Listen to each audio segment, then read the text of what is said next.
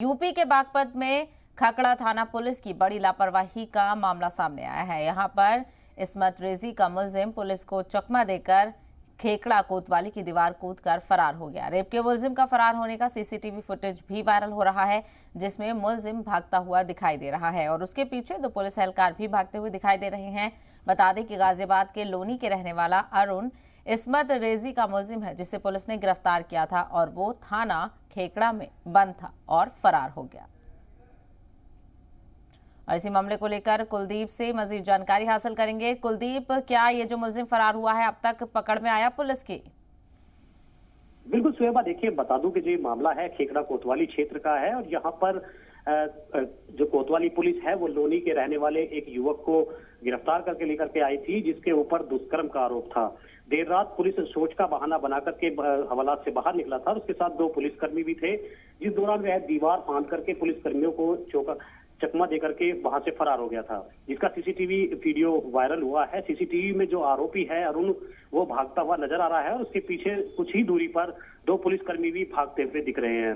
फिलहाल जो पुलिस के अधिकारी हैं उनका कहना है कि जो आरोपी युवक है उसे क्षेत्र से ही एक टावर के ऊपर से जो चढ़ा हुआ था उसे गिरफ्तार कर लिया है और उसे जेल भेजा जा रहा है। जी सर, बिल्कुल, यानी पुलिस ने कामयाबी हासिल करते हुए उसको पकड़ लिया है। और किस वक्त का ये वाकया बताया जा रहा है जब वो पुलिस को चकमा देकर भाग रहा था?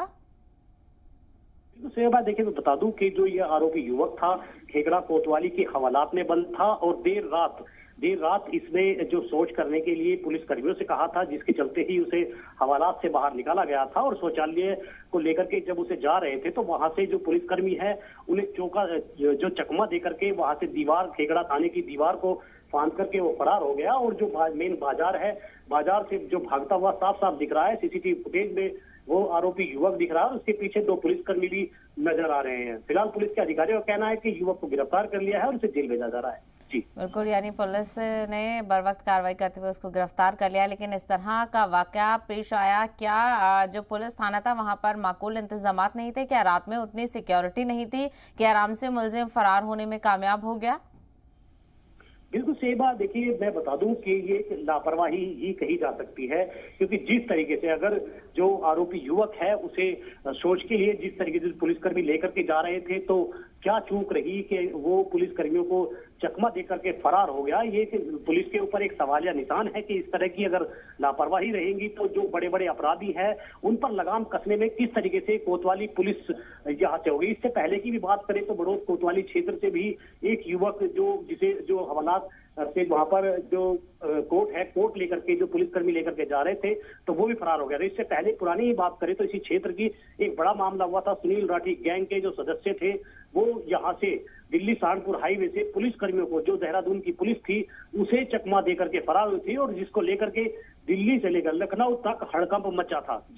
जी, और साथ ही साथ इस मामले को लेकर क्या कुछ कार्रवाई की बात कही गई है कि क्यों इस तरह की लापरवाही हुई? हालांकि मुलजिम तो पकड़ लिया गया है, लेकिन फिर भी कोतवाली के इंतजामात को लेकर और पुलिस की जवाबदेही को लेकर क्या कुछ कार्रवाई की गई है अभी तक?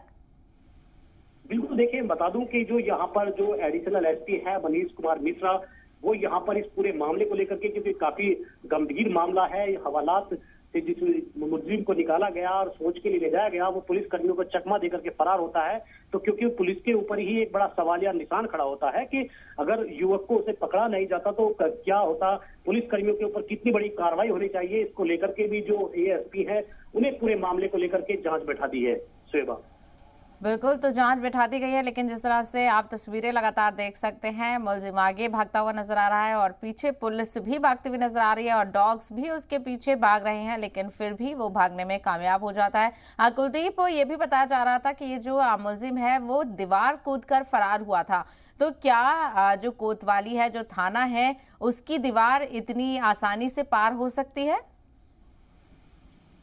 बिल्कुल, देखिए बता दूं कि जो यहाँ पर जो खेकड़ा कोतवाली है काफी बड़ी ये कोतवाली है और इसका जो परिसर है वो भी काफी बड़ा। शौचालय जो बने हुए हैं वो जो परिसर है, परिसर की तरफ ही बने हुए हैं और जो दीवार काफी ऊंची नहीं है, उन दीवारों को कोई भी व्यक्ति फांद सकता है। तो जिसका फायदा उठाते हुए वो जो आरोपी था उन दीवारों को फांदता हुआ वहां से भाग निकला और बाजार के रास्ते वो जाकर के एक टावर पे चढ़ गया। ऐसा भी हो सकता अगर वो उस टावर पे ना चढ़ता, भाग ही जाता, तो वो अभी तक पुलिस के हत्थे न चढ़ पाता था। पुलिस के अधिकारियों का कहना है कि जो आरोपी युवक है, इसे खेकड़ा कोतवाली क्षेत्र से बाहर ही, जो शहर से बाहर एक टावर लगा हुआ था, मोबाइल का टावर है, उस टावर के ऊपर से उस युवक को गिरफ्तार किया है। सोएबा।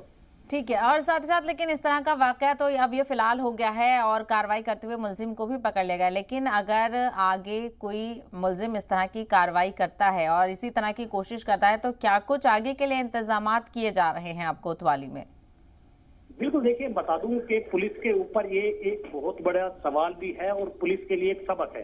पुलिस अगर इस मामले से, क्योंकि जिस तरीके से थाने से फरार हुआ है, फरार होने के बाद भी अगर बागपत की पुलिस इनसे सबक नहीं लेती है, तो आने वाले वक्त में हो सकता है कोई इससे बड़ा भी हादसा हो सकता है, कोई बड़े अपराधी भी यहाँ से फरार हो सकते हैं। ये पुलिस के लिए बहुत बड़ी चुनौती है। पुलिस को इस चीज से, इस हादसे से सबक लेना चाहिए कि जिस तरीके से युवक फरार हुआ है, कई घटनाएं भी हो चुकी हैं। अगर अभी आगे भी पुलिस इससे सबक नहीं लेती है, तो पुलिस के लिए बहुत बड़ी चुनौती भी हो सकती है। सोएबा। बिल्कुल, पुलिस के लिए चुनौती है और ऐसे में अगर इस तरह की हरकत मुलजिम करते हुए नजर आते हैं आगे भी, और चूंकि इस तरह के वाकये अगर होते हैं तो मुलजिम मुतासिर भी होते हैं और वो इसी तरह की कोशिश करते हुए भी नजर आते हैं। लेकिन अब ये देखना होगा कि ऐसे मामलों को रोकने के लिए पुलिस क्या कुछ कार्रवाई करती है। कुलदीप, तफसील के लिए आपका बेहद शुक्रिया।